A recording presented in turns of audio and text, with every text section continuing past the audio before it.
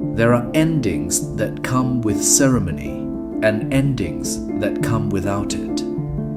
The former are rare in the working life of ordinary people.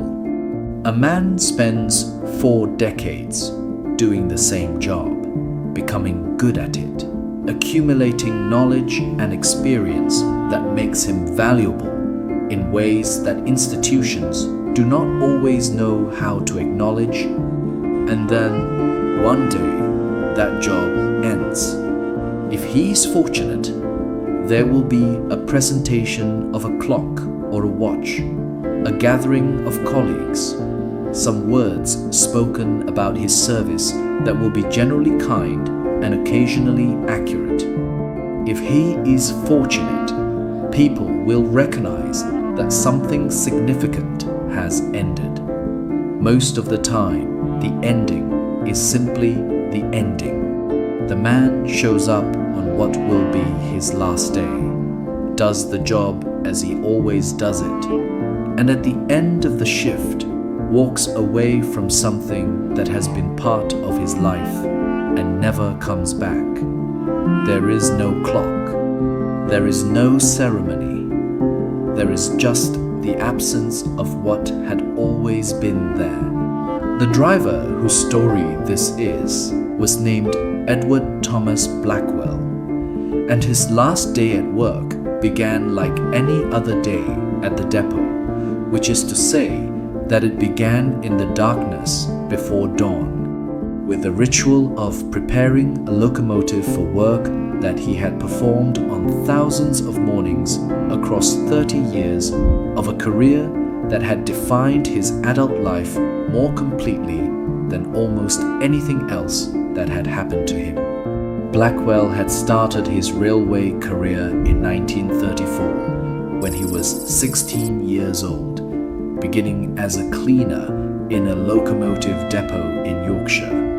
He had apprenticed through the pre-war years and had earned his position as a fireman just as the war was beginning, had spent the war years as a fireman on locomotives that were driven hard and maintained inadequately by crews that were pushed to the limits of what the human body could endure, and had achieved his position as a driver in 1945 when the war was ending and the railways were beginning.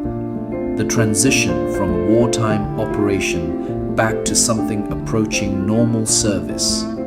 The locomotive he had driven for the last 30 years of his career was an LMS Standard Class 4260, a competent and unremarkable machine of a type that had been built in moderate quantity and that represented, in purely technical terms, nothing remarkable.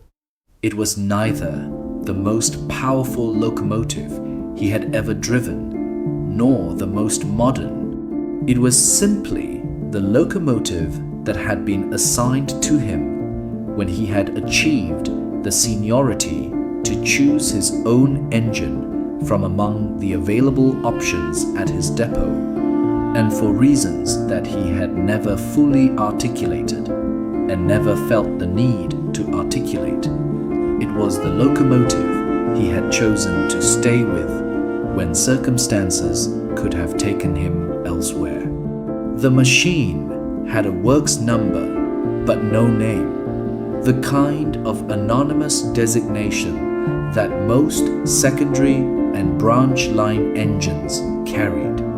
In the vernacular of the depot, it was simply referred to by its number, and the men who had worked with it, the successive firemen who had shoveled coal into its firebox and adjusted its steam supply through thousands of workings, knew it the way you know a workplace that has been part of your life for decades. Not intimately, not in the way that a person knows another person, but with a familiarity that precedes and exceeds language, a knowledge that is held in the body and the senses rather than in conscious understanding. Blackwell's last shift was a mixed traffic working, the kind of service that 260S were designed for. A train of mixed freight and passenger cars that would move goods and a small number of travelers across the local routes that the locomotive had worked for 3 decades. The journey was approximately 30 miles, with a return working that would bring him back to the depot in the late afternoon. It was, in every material respect, a working day like thousands of previous working days, with no distinguishing feature except the knowledge that it was the last one. The conversation that Blackwell had with the locomotive did not happen all at once. It happened over the course of the shift, in moments and fragments, in the way that conversations with machines happen, through the language of adjustment and attention rather than through words. In the early morning, before departure, as he checked the boiler pressure and examined the steam gauge and ran his hand over the smooth metal of the injector controls, there was something that might have been a conversation, an exchange of attention between a man and a machine that knew each other in a way that is difficult to describe to anyone who has not experienced it. The locomotive steamed freely on that morning, as it had steamed on thousands of mornings, responding to his touch on the regulator and the fireman's work with the fire, with a reliability that had never required words to be spoken because the understanding was complete.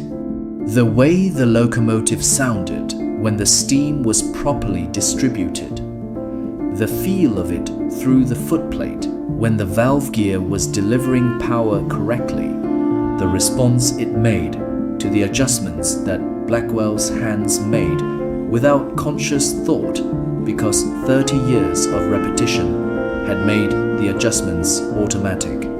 On the gradients that had always challenged the locomotive, on the particular section of line where the steaming always seemed to require extra attention, on the tight curves where the riding quality was something he had learned to accommodate through his body rather than to understand through analysis. Blackwell attended to the locomotive with the same care that he had always attended to it, but with a quality of attention that was different from the normal attention of work. He was paying attention to the farewell that was happening, the conversation that was being conducted in the language of steam and pressure, and the subtle responses of machinery to the knowledge of a man who had spent 30 years learning exactly what it required. The fireman working with him that day was a younger man named Harold Webb, who had been assigned to Blackwell's engine for the last 2 years of his career. Webb had not been informed that this was Blackwell's final working, the information having been conveyed only to the depot management and to Blackwell himself. The protocol was that the fireman would learn the specific requirements of the locomotive through working with it, that the knowledge would be transmitted informally and without explicit acknowledgement of what was being transmitted. On this day, with Blackwell's attention directed toward the farewell that Webb did not know was happening, the transmission of knowledge took on a quality that was different from all the previous transmissions. Every adjustment Blackwell made, he made with a deliberation that Webb might have interpreted as particular attention to the day's working and might not have, depending on whether Webb had the experience to understand that something unusual was happening. When Blackwell showed Webb the particular way the injector responded if you opened it too quickly versus the gradual opening that was required. He was conveying information that Webb would need to maintain the relationship with the locomotive that Blackwell was about to end.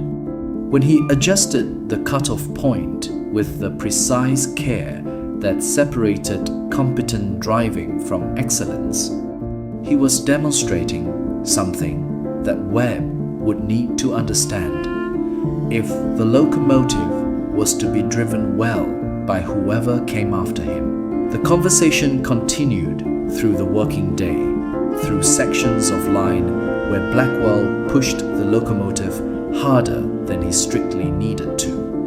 Not in a way that would have damaged it, but in a way that demonstrated what it was capable of, that expressed something that might have been pride, that might have been a final assertion of the quality of the relationship that was ending.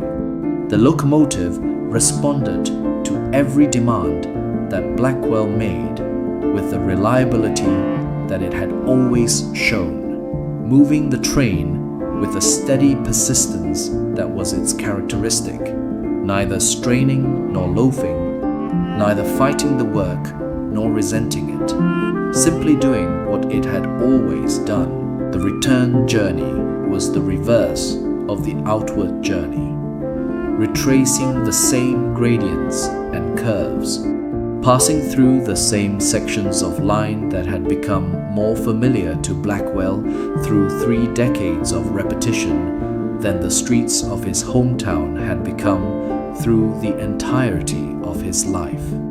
On the sections where he had always found the steaming challenging, he worked with the locomotive to address the challenges one final time, making adjustments that he had made thousands of times before, teaching them one more time to the younger man who would need to understand how to work with the machine that Blackwell was leaving behind. When the locomotive came to rest at the depot at the end of the day, Blackwell did not immediately step down from the cab. He sat for a moment in the silence that comes after hours of the noise of steam and mechanical work, in the particular exhaustion that comes from paying complete attention to something. Then he performed the routine of shutting down the locomotive, the familiar sequence of actions that concluded every working day: the closing of the regulator, the opening of the blower, the drainage of the cylinders, the banking of the fire for the next crew to find in the morning. When he had finished, he climbed down from the cab and stood for a moment looking at the locomotive, at the particular way the late afternoon light illuminated the metal and the lines of the boiler, at the proportions and surfaces that his hands had touched thousands of times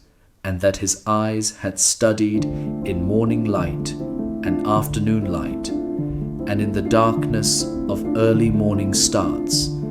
He stood looking at it, and then he turned and walked away. He did not return to the depot. The railways offered him a position in the office if he wished to continue working, but he declined.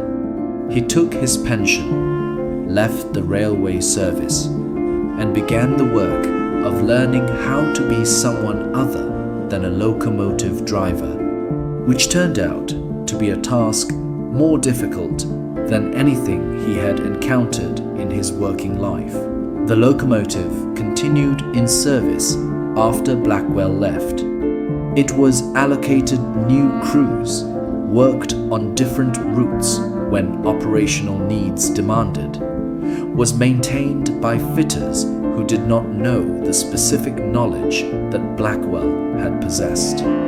It ran reliably because it had been well maintained and well driven for 30 years, and that legacy of care carried it forward for several more years. when it was eventually withdrawn from service in the early 1960s, it was scrapped like the tens of thousands of other steam locomotives whose era was ending. What was not scrapped was the knowledge that Blackwell had possessed about how to work with this particular machine. Some of that knowledge passed to Webb incompletely but genuinely through the 2 years they had worked together.